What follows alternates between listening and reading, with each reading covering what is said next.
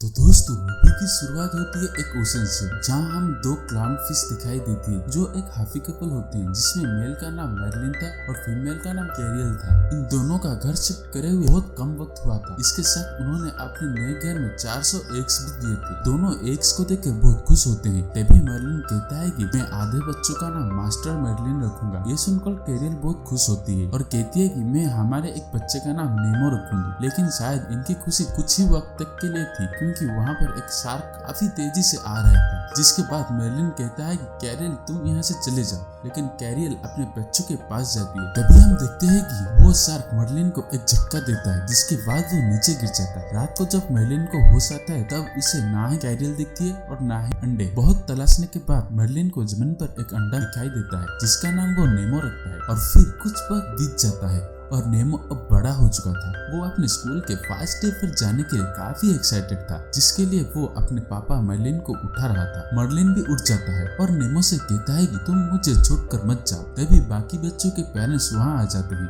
जिनसे मर्लिन की मुलाकात होती है, जहाँ सभी पेरेंट्स को लगता है कि मर्लिन काफी मजा किया होगा, लेकिन वो तो एक सीरियस पेरेंट था। इसके बाद सीन को शिफ्ट करके रे फिश को दिखाया जाता है, जो कि इन बच्चों का टीचर था। और मर्लिन रे फिश से कहता है कि आप मेरे नेमो को बीच इसमें थोड़ा रेस्ट देना, क्योंकि इसका एक फिन छोटा है। कुछ देर बाद मर्लिन को पता चलता है कि रे फिश सारे बच्चों को लेकर डार्क स्लीप में गया है, जिसे सुनकर उसे काफी गुस्सा आता है। अगले ही सीन में हमें दिखाया जाता है कि रे फिश एक जगह पर रुक जाता है और बच्चों को पढ़ाने लगता है। तभी कुछ बच्चे साइड से भाग जाते हैं। नेमो भी उनके साथ पीछे पीछे क्लास से भाग जाता है। जो बच्चे भाग कर गए थे वो अब मजाक मस्ती करने लगते हैं, और मस्ती मस्ती में एक बच्चा बोलता है कि कौन उस चेन को टच कर आएगा। सभी बच्चे नेमो को चिढ़ाने लगते हैं, क्योंकि उसका एक फिन नहीं था। तभी मर्लिन वहाँ आ जाता है और नेमो को डांटने लगता है। मर्लिन की डांट सुनकर नेमो को इतना गुस्सा आ जाता है कि वो उस चेन को टच करने के लिए चला जाता है। इसके बाद सीन को शिफ्ट करके हमें दिखाया जाता है कि कुछ डाइवर्स नेमो को पकड़ लेते हैं और उसको अपने साथ ले जाते हैं। मर्लिन नेमो को बचाने के लिए उन डाइवर्स का पीछा भी करने लगता है, लेकिन डाइवर्स बहुत तेजी से बोट में आगे निकल जाते हैं। इसके बाद मर्लिन की मुलाकात डोरी से होती है और वो उसे पूछता है कि क्या आपने किसी बोट को देखा है, और दोनों एक रास्ते पर चलने लगते हैं। तभी डोरी मर्लिन को गाली देने लगती है और कहती है कि आखिर तुम मेरे पीछा क्यों कर रहे हो। थोड़ी देर बाद पता चलता है कि डोरी को कुछ देर बाद सारी बातें भूलने की बीमारी भी थी,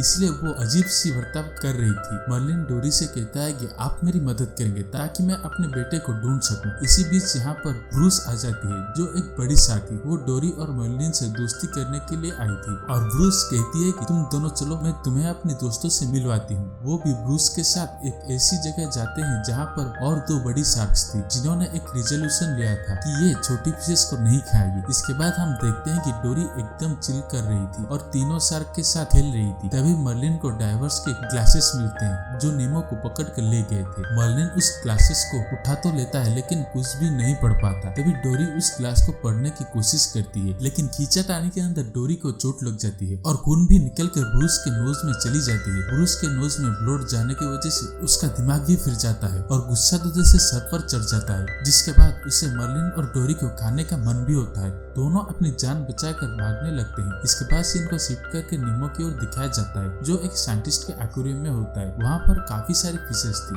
जिसके बाद नेमो उन्हें बताता है कि मेरा घर एक बड़े से समुद्र में है, मुझे अपने घर अपने पापा के पास वापस जाना है। कुछ देर बाद वो साइंटिस्ट एक्वेरियम के पास एक फोटो लाता है, जो कि उसके कजन डाला का था। जिसके बाद नेमो को पता चलता है कि ये साइंटिस्ट अपने कजन को एक फिश गिफ्ट करने वाली थी, लेकिन इसी बीच नेमो वाटर फिल्टर में फंस जाता है और काफी डर जाता है। तभी वहाँ पर फिशेस के लीडर मिस्टर गिल आते हैं और कहते हैं कि ये फिश यानी नेमो अपनी मदद खुद करेगा, कोई भी इससे बाहर निकालने में मदद नहीं करेगा। नेमो का एक विंग छोटा था, इसी वजह से वो डर रहा था। लेकिन जब मिस्टर गिल ने कहा कि उसने काफी कोशिश की, आखिर में वो खुद को बाहर भी निकल देता है। इसके बाद सीन को शिफ्ट करके दिखाया जाता है कि मर्लिन और डोरी फिर से डार्क क्लिप में होती है।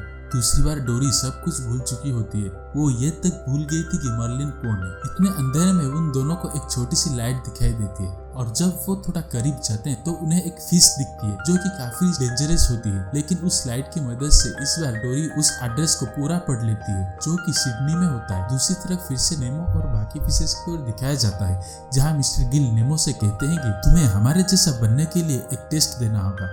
तो मिस्टर गिल नेमो को सारा प्लान एक्सप्लेन करते हैं। मिस्टर गिल नेमो से कहते हैं कि इस वाटर फिल्टर में जाकर जाकर एक स्टोन फंसा दो ताकि ये टैंक जल्दी से गंदा हो जाए। जितनी जल्दी ये टैंक गंदा होगा वो साइंटिस्ट हम सारे फिशेस को पॉलीथीन में डाल देगा ताकि वो टैंक साफ कर सके। लेकिन हम सारे फिशेस पॉलीथीन से कूद जाएंगे और अपने आप को इस टैंक से हमेशा के लिए आजाद कर देंगे। इसके बाद सीन को शिफ्ट करके दिखाया जाता है कि मर्लिन और डोरी एक फिश ग्रुप को सिडनी जाने का रास्ता पूछते हैं। तो ये सब डोरी से कहते हैं कि तुम्हें अगर माउंटेन दिखाई दे तो तुम माउंटेन के बीच में से चले जाना, वरना ये चीज तुम्हारे लिए खतरनाक भी साबित हो सकती है। माउंटेन के पास पहुंचकर डोरी फिर से सब कुछ भूल जाती है। इसी वजह से अब ये दोनों माउंटेन के ऊपर से जाते हैं जहाँ इन्हें बहुत सारे जेलीफिश दिखाई देते हैं। जेलीफिशेस ने चारों तरफ से उन दोनों को घेर ली होती है और इलेक्ट्रिक शॉक देती है, जिस वजह से डोरी और मर्लिन इंजर्ड हो जाते हैं। इंजर्ड होने के बाद मर्लिन हार नहीं मानता, वो डोरी को उठाता है और इन जेलीफिशेस के बीच में से काफी तेजी से आगे बढ़ने लगता है। इसके बाद सीन को शिफ्ट करके दिखाया जाता है कि नेमो मिस्टर गिल के प्लान को अंजाम देने के लिए रेडी था।